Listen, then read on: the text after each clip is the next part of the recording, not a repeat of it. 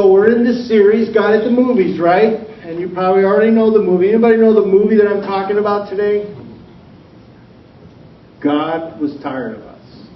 Now, what's that movie about? It's about the lost boys of Sudan. Some of them who settled here in Syracuse and Central New York. And the lost boys of Sudan were a group of boys who traveled, who after civil war broke out in Sudan. And under persecution from the Islamic dominated northern Sudan, persecution, torture, their villages were burned, their families were killed. These boys aged 5 to 30 traveled total of 1,000 miles. First they traveled to Ethiopia and to a UN settlement there. And then in Ethiopia, as the government disintegrated in Ethiopia, they had to travel back through Sudan. These are 5 to 13-year-old kids, all the way down to Kakuna, which is in Kenya, to another UN refugee camp. Back through Sudan, persecution, toil. When they got to Kakuna, 27,000 children had begun the trek. 12,000 made it to Kenya. The rest died from persecution, from disease, from being prey to wild animals, and other things that befell them along the way, both from the North Sudanese soldiers as well as just the difficulties of being children. You can't imagine. And when I say travel, they didn't take a car. They walked that whole way. John Book, as he reflected upon this experience, communicated something else that stood out for me.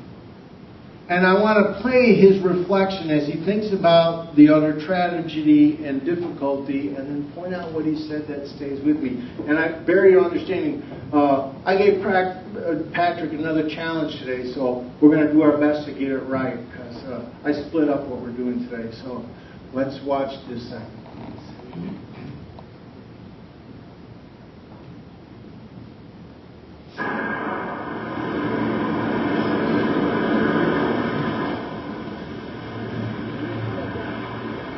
I was told that the place that we are here is New York State, and the place area is Syracuse. Somebody told me when I was in Kakuma that America is a very strange place.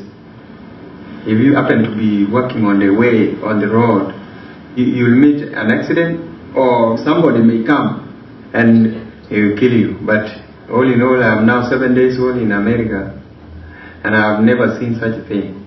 Maybe it will happen, but not now. As I'm talking to you, America is okay.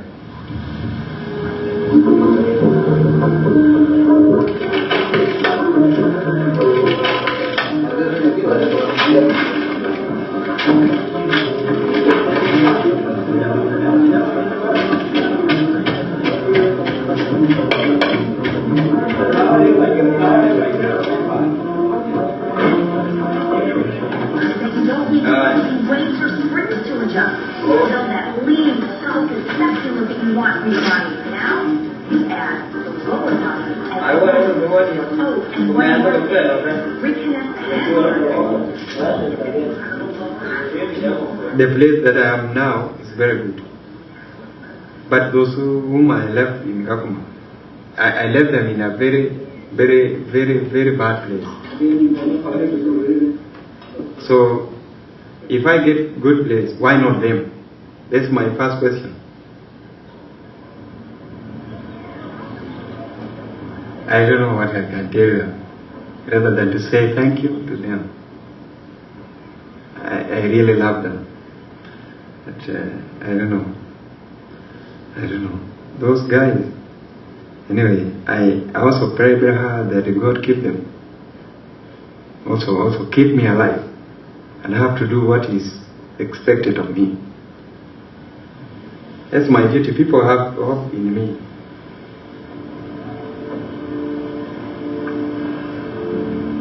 When we ran away from Sudan,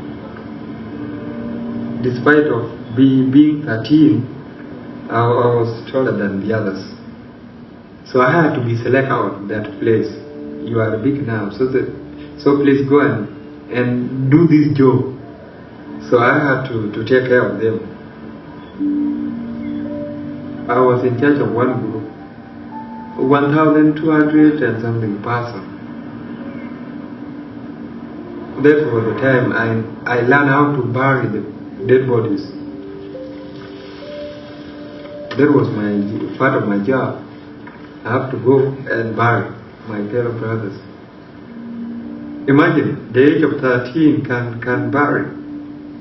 That was so difficult. It was so bad. But because of situation and our time, what do? We have to do that.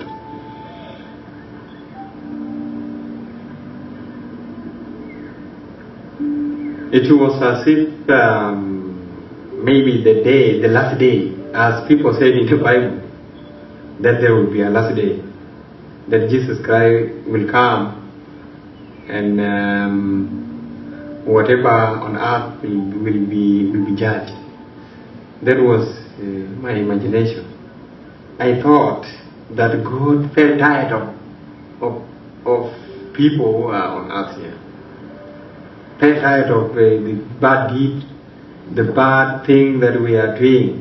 Yet God is watching at us. I thought God got tired of us and He wanted to finish us.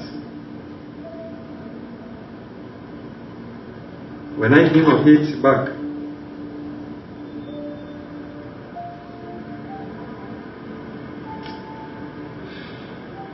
it was so bad anyway. You can even regret why you were born. Why you were born.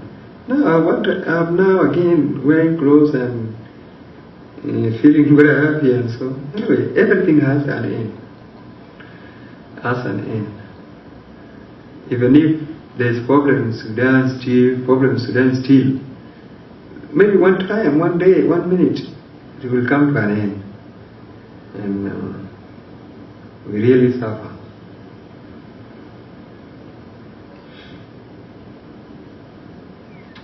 Thank you. Did you hear that? It was so intense. The suffering's so deep. A 13-year-old having to do these things. What did he say it felt like? It felt like God grew tired of us. What a poignant statement. I mean, have we ever felt like that? Maybe different places of suffering, no doubt, not the same place, but you find yourself crying out, God, how long is this thing going to last?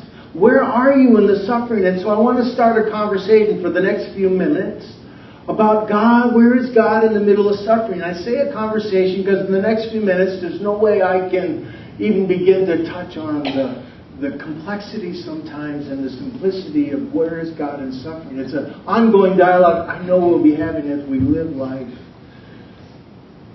But I want to begin and offer some perspective and I hope something to hold on to and try to do it in about 6 minutes.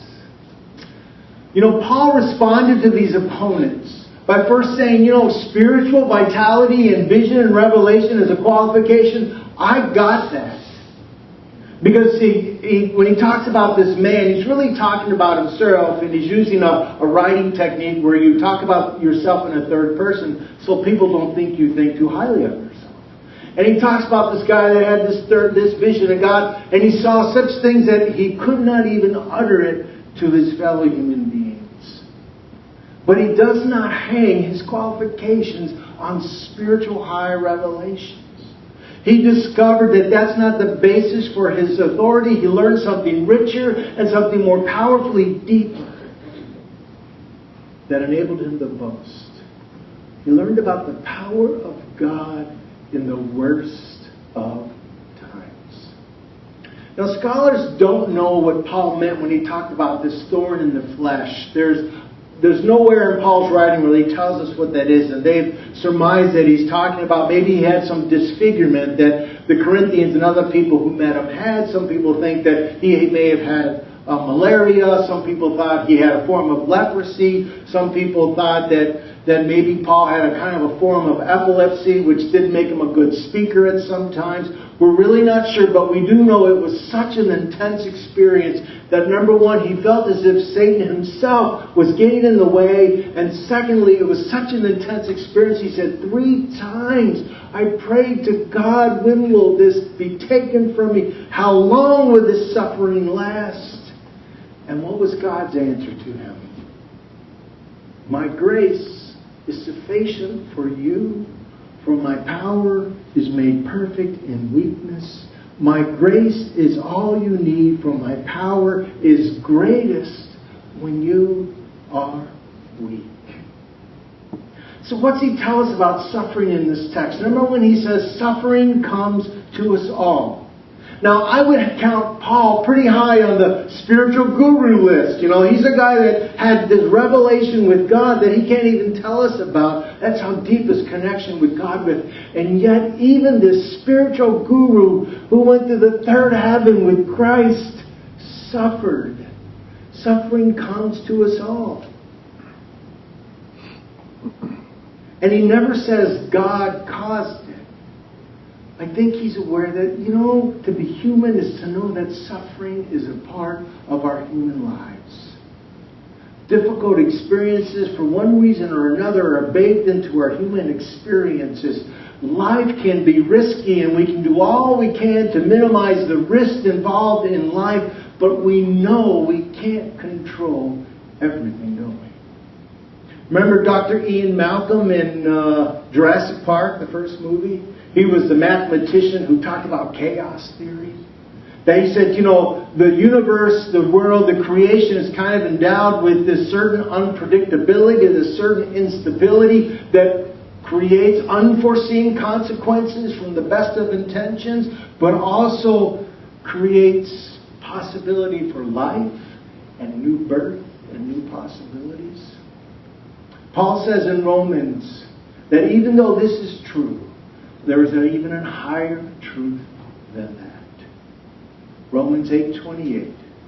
God works good for all those who love Him. God works for good through all those who love Him. In Romans 5:21, he says, even where sin abounds, grace abounds all the more. God's last word is never to walk away, but to bring life and hope and redemption and restoration. So we are reminded in Paul's text that suffering can be redemptive. We all know that. Sometimes when we suffer, it kind of helps us make us aware of the places in our life when we feel disconnected from God. I know when I have some of the driest moments in my journeys, some of the hardest moments, and I feel as if God and I are not on the same page or even close, I have to ask God what's going on, and God's response is, well, who moved?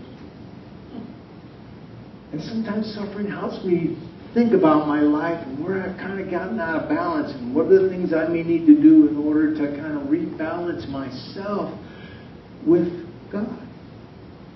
But suffering is more than just some kind of a moral corrective. Paul discovered that even his weakness can and become a path that God uses and that God works through. Maybe the thing for him is for us that those difficult times do cause us to stop and think and look and listen and wonder if there's something else than just my comfort and my place in life that really matters. Maybe it helps us become aware that God is interested in our circumstances, but is far more interested in shaping our character and deepening our soul than God is interested in changing our circumstances. And oftentimes I discover when I let that be reshaped and reformed, what happens around me shifts and changes too, because I'm not the same person in relationship to them. And the last thing he says, another thing he says about suffering is suffering allows your heart to be open to God. To enter into that great surrender with God. There is a joy that comes in that surrender to God that, okay, Christ, just come and live with me and empower me to be your child. There's a joy that comes and there's a peace that descends that doesn't change no matter your circumstance. Remember that last night when Jesus was this that's where Elmira come earlier, that last night when Jesus is with his disciples and they're gathered on him, he knows he's going to die. He knows it's going to be bad. And his disciples may have him inkling, but they really don't know for sure. But he knows he's no longer going to be able to walk with them in the same way he has. And they're going to need encouragement, and they're going to need something to get them through their darkest nights. And he says, as he's gathered around the table, he says, peace I give you. Peace I leave with you. And he says something very interesting about that peace. He says, I do not give you as the world gives. Do not let your hearts be troubled, and do not let them be afraid. That great surrender. And suffering will open our eyes if we let God shape us to the needs of others.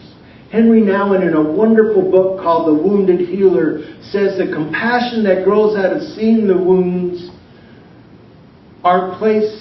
being a wounded healer are places for healing. Because that compassion breaks boundaries between languages and countries and rich and poor and educated and illiterate. He says that passion pulls people into a larger world where they can see that every human face is the face of a neighbor.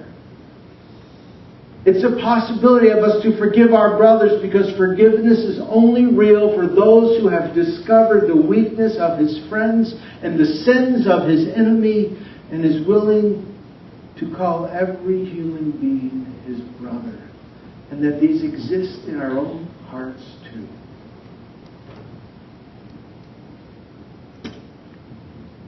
He says, who can save a child from a burning house without taking the risk of being hurt by the flames?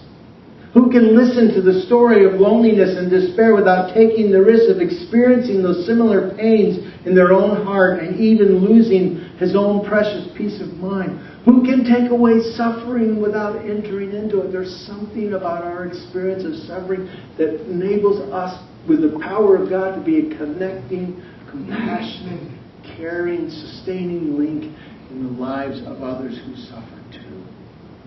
Our lives are filled with examples which tell us that Christian leadership asks for understanding, and that understanding requires sharing, he concludes. We have forgotten that no God can save us except a suffering God. And that no one can lead people except the one who is crushed by the very same sins. Daniel, one of the lost boys in Pittsburgh, figured that one out too. And you think you got it ready? I want to show you his reflection as he experienced someone on the streets of Pittsburgh. I just walking here with this young lady, so she told us, when I first came, people are like, what's this? I'm like, this is a good fruit, you can test it. Then I have to go and cut it, so that they test. I would test like.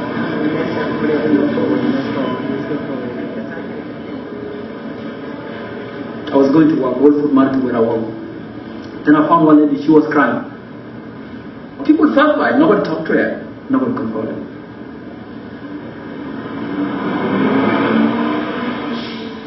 And me, I have that image, like what I know in the camp. I know when somebody is in faith, the best way is to go and involve in his problem. So I go to her and ask her, what is your problem?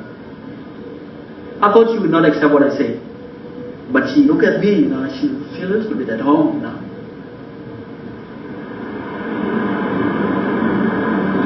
Thank you. You can help people in so many ways, the way I see it.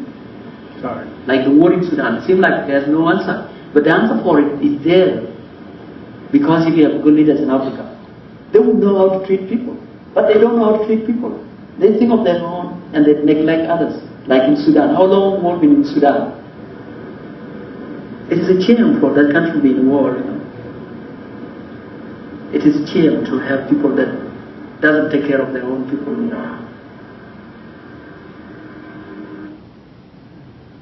Here's a guy guy that went through that as a child, and yet his heart is still open in compassion to the needs and brokenness of others. Someone that some of our peers in America just walked right by.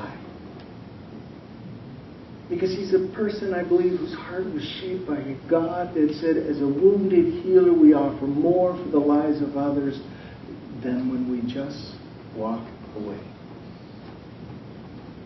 When I get down and I have tough moments, and I feel like suffering is greater than my capacity to overcome, I think often of Psalm 46.